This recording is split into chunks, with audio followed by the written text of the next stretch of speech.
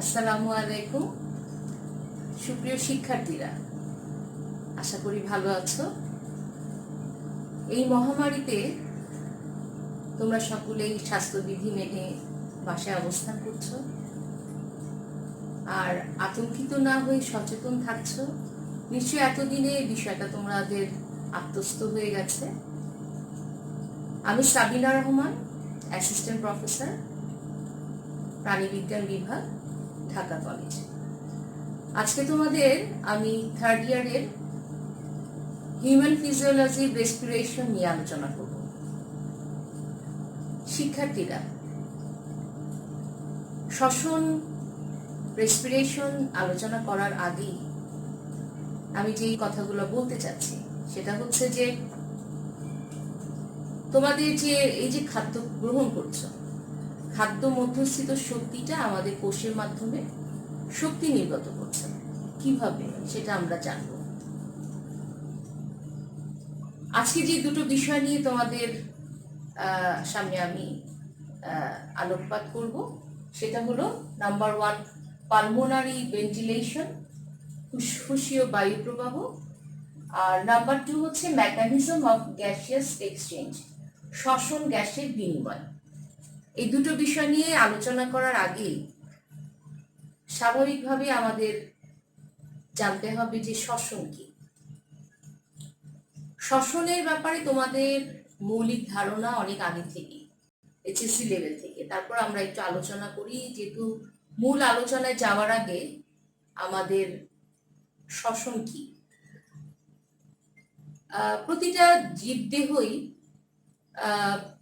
বা জীবকোষ, জীবদেহে যে জীবকোষ বিভিন্ন শারীরবৃত্তীয় কাজ সম্পন্ন করে।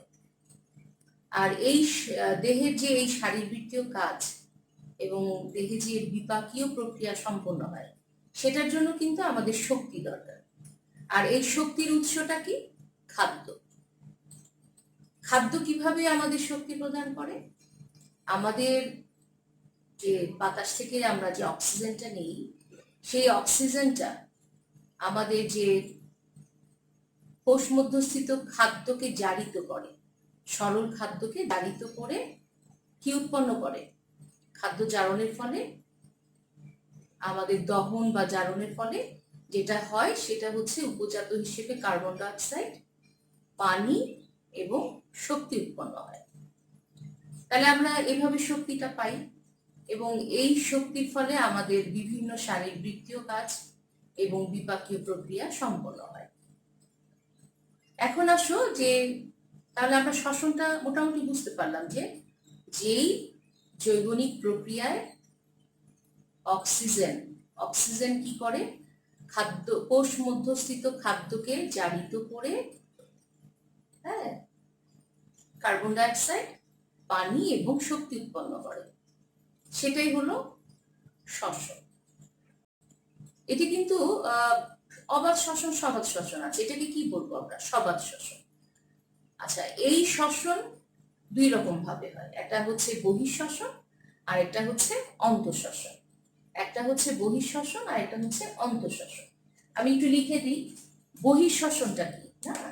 বহিঃশ্বসনটা হচ্ছে যেই প্রক্রিয়ায় বাতাস থেকে শ্বসন অঙ্গের মাধ্যমে অক্সিজেন রক্তে প্রবেশ করবে এবং রক্ত থেকে কার্বন ডাই অক্সাইড বাইরে নির্গত হবে। আর অন্তঃশ্বসনটা কি?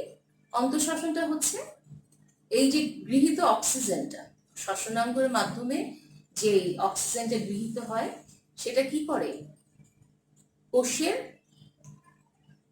যে কোষ মধ্যস্থিত খাদ্যকে জারিত করে সরল খাদ্যের সাথে কি হয়?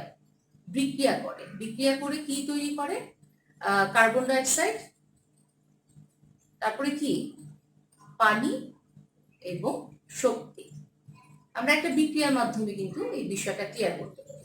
অন্তঃশ্বসনটাকে একটু লক্ষ্য করো।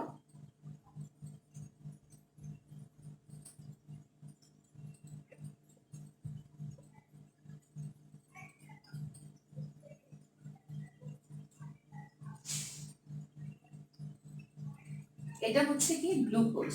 ঠিক আছে? আচ্ছা, গ্লুকোজটা কার সাথে বিক্রিয়া করবে? অক্সিজেন গ্লুকোজের সাথে বিক্রিয়া করবে। এখানে থাকবে কি? এনজাইম। আচ্ছা, এনজাইম এটা একসাথে হয়ে 6 অণু কার্বন ডাই অক্সাইড, 6 অণু পানি প্লাস শক্তি উৎপন্ন করবে।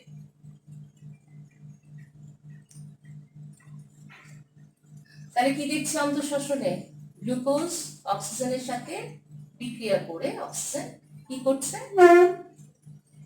খাদ্য মধ্যস্থিত যে সরল খাদ্যটাকে সাথে বিক্রিয়া করছে, করে 6 অণু কার্বন ডাই অক্সাইড, 6 অণু পানি এবং শক্তি এটা উৎপন্ন করছে। তাহলে এই অন্তঃশ্বসনটা ক্লিয়ার হলো তোমাদের কাছে? আচ্ছা, এখন আসো যে এই যে শ্বসন প্রক্রিয়ায়, শ্বসনের মূল অঙ্গটা কি আমাদের দেহে? ফুসফুস। এবং ফুসফুসের গঠনগত এবং কার্যিক একক কোনটা? অ্যালভিওলাস। ঠিক আছে। আচ্ছা, প্রথমে দেখো আমরা যে প্রশ্বাস নিঃশ্বাস নিচ্ছি, হ্যাঁ, তো এটা কিভাবে নেই? প্রশ্বাসটা কি? প্রশ্বাসটা এই যে বাতাস থেকে আগত যে অক্সিজেনের প্রবেশের ফলে কি হয়? ফুসফুসে প্রসারণ ঘটে, সেটাই প্রশ্বাস। আর নিঃশ্বাসটা হচ্ছে সেই যে কার্বন ডাই অক্সাইডটা তৈরি হচ্ছে কোষ অভ্যন্তরে, হ্যাঁ, উপজাত হিসেবে জারণের ফলে সেটা কিন্তু বাইরে নির্গত হয়ে যাচ্ছে, সেটাই হলো নিঃশ্বাস। এক্ষেত্রে তোমরা এটা জানো, আমি আবারও বলে দিচ্ছি, কোন কোন অঙ্গগুলো আমাদের এই সমগ্র শ্বসন তন্ত্রকে নিয়ন্ত্রণ করছে, অর্থাৎ শ্বসন তন্ত্র কোন কোন অঙ্গ নিয়ে তৈরি হচ্ছে। প্রথমেই দেখো, যেই নাকের যে ছিদ্র আছে, নাসারন্ধ্র, এই দুটোর মাধ্যমে কিন্তু বাতাস থেকে অক্সিজেনটা নাসা পথে, নাসার বিবর দিয়ে কোথায় প্রবেশ করছে? নাসা গলবিল। ওই পেছন দিকে নাক এবং গলবিলের মাঝখানে একটা অংশ আছে যেটাকে নাসা গলবিল বলে। নাসা গলবিল হয়ে কোথায় যাবে? স্বরযন্ত্র। তারপর ট্রাকিয়া, ট্রাকিয়া হয়ে প্রাইমারি ব্রঙ্কাস, সেকেন্ডারি ব্রঙ্কাস এবং টার্সিয়ারি ব্রঙ্কাস। ব্রঙ্কাসটা ভাগ হয়েছে ডান দিক এবং বাম দিক। তোমরা জানো আমাদের হৃৎপিণ্ডের উভয় পাশে এক জোড়া ফুসফুস আছে। ডায়াফ্রামের উপরে হৃৎপিণ্ডের উভয় পাশে হালকা গোলাপি কালারের দুটো স্পঞ্জের ন্যায় দুটো ফুসফুস আছে। ডান ফুসফুসটা বাম ফুসফুস থেকে একটু ছোট, কারণ বাম ফুসফুসের ওখানে কি আছে? হৃৎপিণ্ড থাকায় বাম ফুসফুসটা একটু ছোট ডান দিক থেকে। তাহলে আমরা কোথায় যাচ্ছি? তোমার ট্রাকিয়ার হয়ে যে ব্রঙ্কাসটা ভাগ হয়ে গেল ডান দিক বাম দিক, সেটা আবার ব্রঙ্কিওল হিসেবে ভাগ হয়ে গেল। হ্যাঁ, ব্রঙ্কিওল হয়ে ব্রঙ্কিওল গুলা কোথায় চলে গেল? অ্যালভিওলাস। অসংখ্য অ্যালভিওলাস, এক একটা ফুসফুসে 70 কোটি ফুসফুস কিন্তু আছে। এবং এই যে ফুসফুস গুলাতে অ্যালভিওলার নালী, হ্যাঁ, তারপরে অ্যালভিওলার থলি আছে, এবং অ্যালভিওলাসের চারদিক দিয়ে পুরোটাকে কভার করেছে যে কৈশিক জালিকা। আচ্ছা, কৈশিক জালিকা আবার কি? কৈশিক জালিকা কোথা থেকে উৎপন্ন হয়েছে? কৈশিক জালিকা পালমোনারি ধমনী থেকে উৎপন্ন হয়েছে, এবং সে উৎপন্ন হয়ে পালমোনারি শিরায় শেষ হয়েছে, বা পালমোনারি শিরা কৈশিক জালিকা পরবর্তীতে উৎপন্ন করেছে। আচ্ছা, এই যে তাহলে আমরা দেখতে পাচ্ছি যে আমাদের শ্বসনতন্ত্র কোন কোন অংশগুলো নিয়ে গঠিত। আর এই যে অ্যালভিওলাসের যে প্রাচীরে কি দেখা যায়? 3 রকম কোষ দেখা যায়। নাম্বার ওয়ান হচ্ছে যে দেখা যায় যে ধরনের কোষ, এটা হচ্ছে নাম্বার ওয়ান হচ্ছে এপিথেলিয়াল কোষ, যেটাকে বলা হয় স্কোয়ামাস। এটা কি? স্কোয়ামাস এপিথেলিয়াল, যেটা 90 থেকে 95% এই ধরনের প্রাচীরে কোষ দেখা যায়। আর নাম্বার 2 হচ্ছে সেপ্টাল কোষ। সেপ্টাল কোষ এটা কি রকম? সেপ্টাল কোষটা হচ্ছে তোমার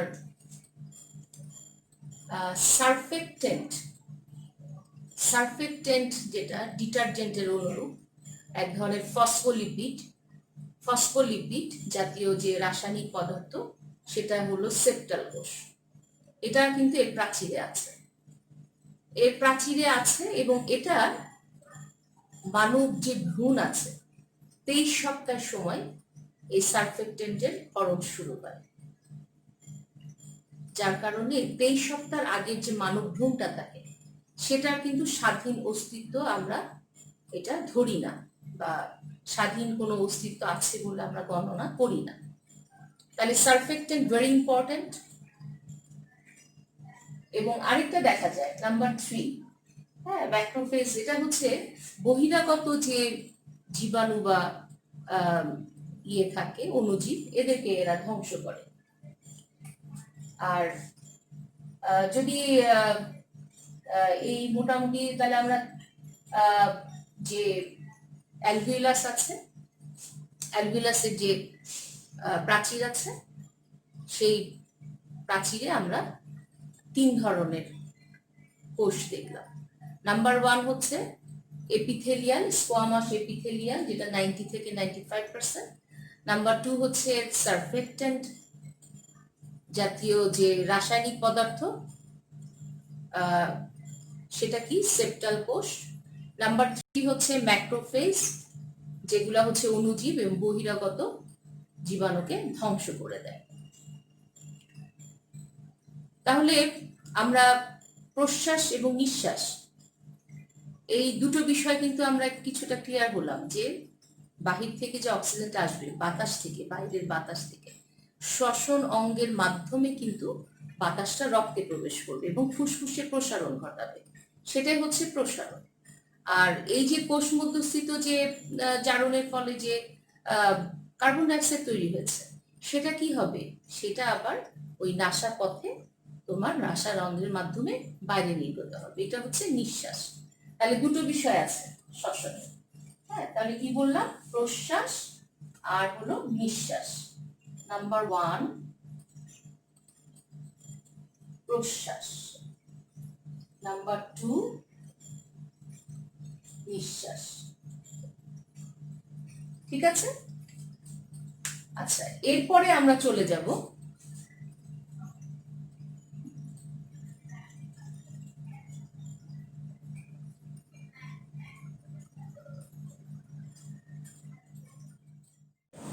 শুরু পালমোনারি যে ভেন্টিলেশন, সেটা কি?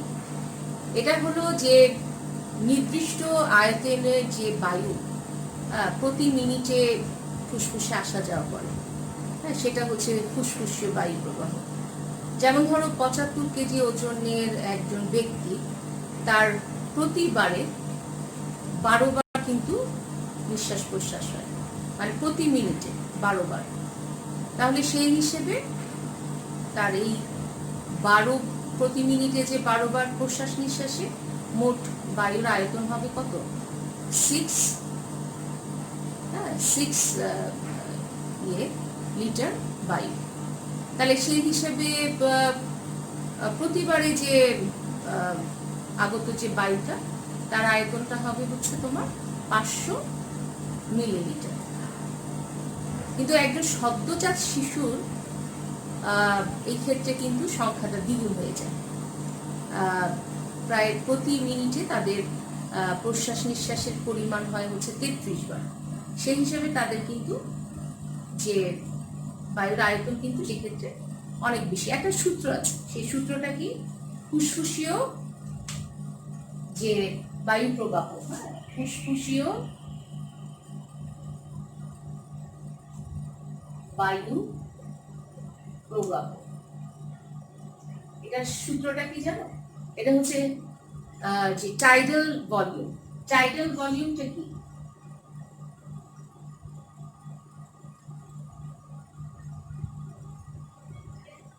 ইন্টু হচ্ছে প্রতি মিনিটে আগত নিঃশ্বাস প্রশ্বাসের পরিমাণ সংখ্যা, প্রতি মিনিটে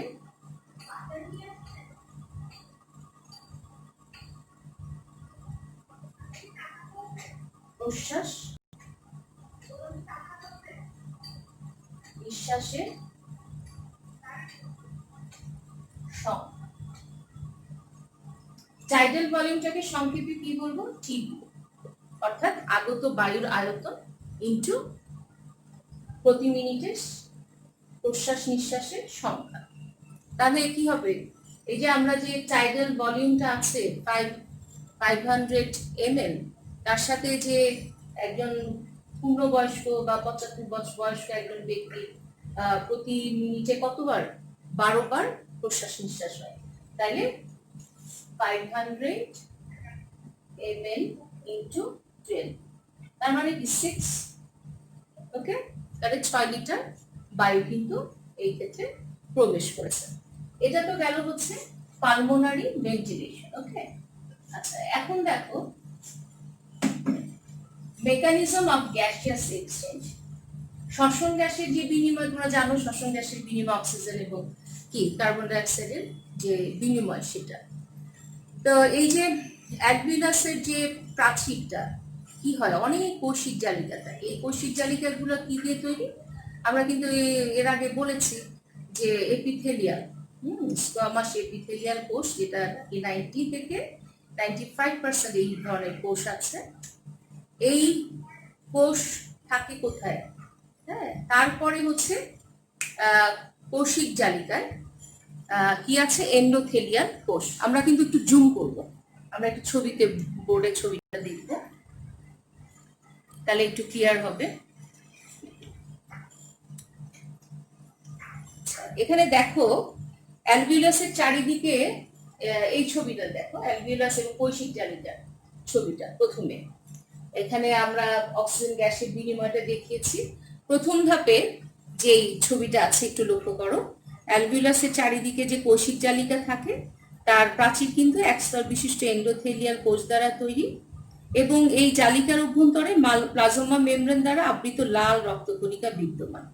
অক্সিজেন অণু অ্যালভিউলাস প্রাচীরের এপিথেলিয়াম ভেদ করে ভেতরে প্রবেশ করে এবং পুনরায় এই কোষ থেকে কোষিক জালিকা প্রবেশ করে। আচ্ছা, অক্সিজেন অণু লাল রক্তকণিকার অভ্যন্তরে অবস্থিত হিমোগ্লোবিনের সাথে যুক্ত হয়ে কি তৈরি করে? অক্সি হিমোগ্লোবিন তৈরি করে। হ্যাঁ, এই অক্সি হিমোগ্লোবিন লাল রক্তকণিকার মাধ্যমে দেহের প্রতিটি কোষ পর্যন্ত পরিবাহিত হয় এবং অক্সিজেন রিক্ত কোষের কাছাকাছি এসে অক্সি হিমোগ্লোবিন ভেঙে গিয়ে অক্সিজেন মুক্ত হয়। এই অক্সিজেন লাল রক্তকণিকা প্রাচীর ভেদ করলে কলারসে আসে এবং ব্যাপন প্রক্রিয়ায় দেহ কোষে প্রবেশ করে।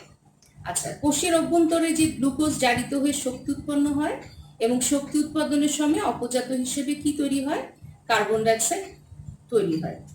আচ্ছা, এখানে একটা জিনিস লক্ষ্য করো যে এই যে তোমার চাপের যে পার্থক্য, এই কারণেই কিন্তু ব্যাপনটা হয়। হ্যাঁ, এই যে তোমরা এখানে একটা ছবিটাতে লক্ষ্য করো, এই যে যেই আগত বাতাসটা, হ্যাঁ, যেটার মধ্যে অক্সিজেন আছে, হ্যাঁ, সেখানে কি হয় বলো? সেখানে যে অক্সিজেনটা আছে তার চাপটা কত? ওখানে লেখা আছে, দেখো, 100 mmHg। আর যে অ্যালভিউলাসের প্রাচীরে যে বিদ্যমান কোষিক জালিকা আছে, সেখানে অক্সিজেনের চাপ হচ্ছে কত? মাত্র 40 mmHg। তাহলে এই যে চাপের পার্থক্য, এই পার্থক্যের কারণেই কিন্তু তোমার ব্যাপনটা হয়। অর্থাৎ যখনই চাপের পার্থক্য দেখা যায় তখনই কিন্তু ব্যাপন প্রক্রিয়া হয়। আর অন্যদিকে দেখো ছবিতে, অ্যালভিউলাসের চারপাশে কোষিক জালিকার রক্তে কার্বন ডাই অক্সাইডের চাপ থাকে 46 mm পারদ, আর অ্যালভিউলাসের বায়ুতে থাকে এই চাপটা হচ্ছে কত? 40। এটা 46, এটা হলো 40। এই চাপের পার্থক্যের কারণে কিন্তু এখানে কি হচ্ছে? ব্যাপন প্রক্রিয়া অ্যালভিউলাস থেকে কোষিক জালিকায় প্রবেশ করে এবং নিঃশ্বাসের মাধ্যমে বাইরে বেরিয়ে যায়।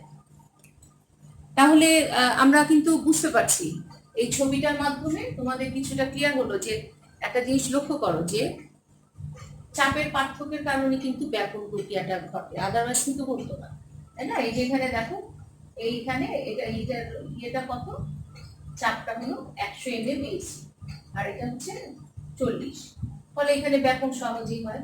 আবার এই ক্ষেত্রে দেখো, এখানেও কিন্তু চাপের পার্থক্য, এইভাবে নিঃশ্বাসের মাধ্যমে কার্বন ডাইঅক্সাইডটা বাইরে নির্গত হয়। শিক্ষার্থীরা, আমার মনে হয় আজকে আমরা যে দুটো বিষয় দেখলাম, পালমোনারি ভেন্টিলেশন আর মেকানিজম অফ গ্যাসিয়াস এক্সচেঞ্জ, আমার মনে হয় যে তোমাদের এটা একটা ক্লিয়ার কনসেপশন হয়েছে। আগামী ক্লাসে তোমাদেরকে আমরা এই রেসপিরেশনে আরো দুটো বিষয় নিয়ে আবার হাজির হব। সে পর্যন্ত তোমরা একটু বাসায় পড়াশোনা করবে এবং সুস্থ থাকার চেষ্টা করবে। আজকে এই পর্যন্তই। খোদা হাফেজ।